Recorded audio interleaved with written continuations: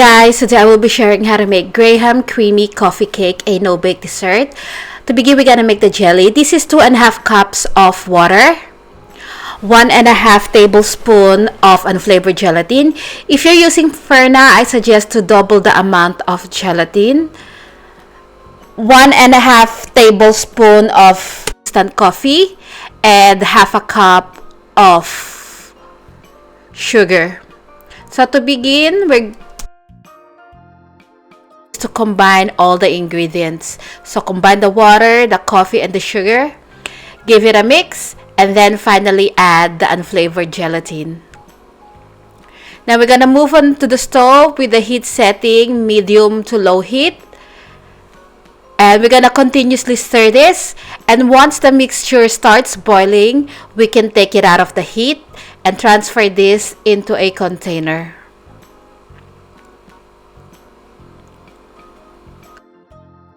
Once the steam is all gone, we can place it in the fridge to set completely. To make the cake, we're going to need 3 graham crackers. They are individually packed, so in each pack there are 8. You're gonna have extra graham crackers if you use this amount.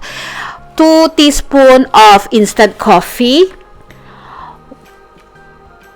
600 ml of thickened cream or whipping cream, 1 can or 395 grams of condensed milk, 1 teaspoon of unflavored gelatin, and 1 tablespoon of water. With the gelatin, we're gonna use it at the end for the top part of the cake. In a bowl, we're going to whip the thickened cream and the instant coffee using an electric mixer. We're just going to beat this until the whipping cream starts to thicken a little bit. Doesn't have to form soft peaks at this stage. Once the texture is like this, we can add the condensed milk.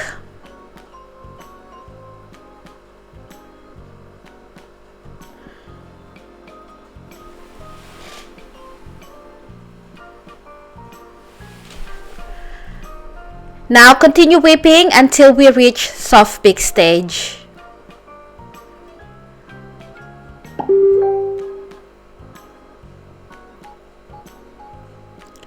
And this is what we're looking for. We'll set this aside. So I've got the graham crackers in here. I'm gonna lay it down into my prepared baking pan, which have parchment paper on the side and on the bottom.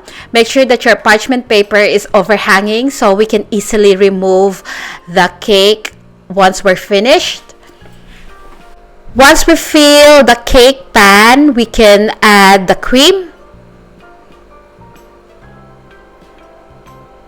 So make sure that the cream is spread evenly towards the graham crackers. And then we're going to add the next layer. By the way, I have 5 layers of graham and 5 layers of cream. With the top cream, I put gelatin, I'll show you later. So continue doing this until we reach the 5th layer.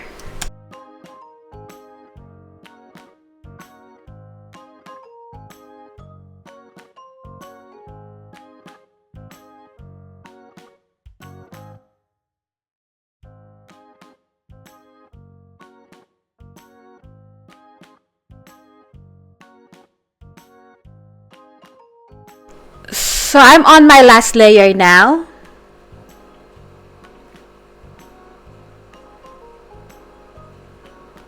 Here, I'm going to cover this with parchment paper and put it in the fridge because I'm still waiting for the jelly to set. I have leftover cream that we will put later.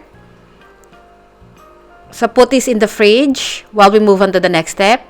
So I've got the water here, and then I added the gelatin just to let it bloom. We'll set this aside for a while. Now cut the gelatin into cubes, the coffee gelatin.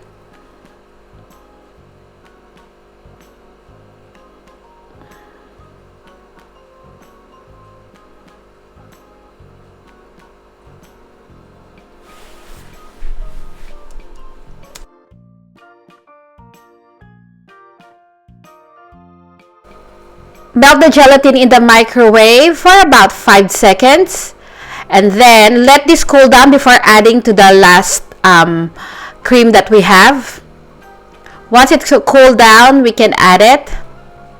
And then quickly mix this because our cream is cold. It will set the gelatin quickly. Now we're gonna pour the cream on top of our cake.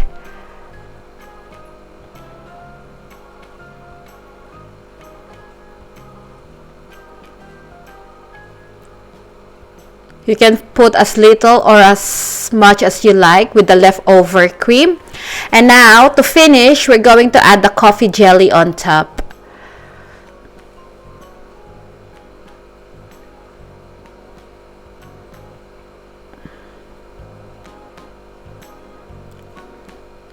And then we're going to cover this with parchment paper and let it rest overnight to give the graham cracker a chance to soften up.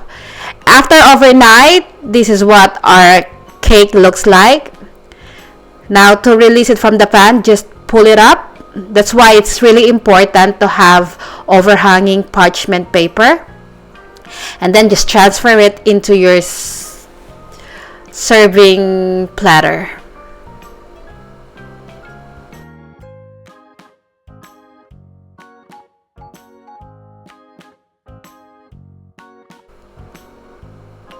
And this is the finished product.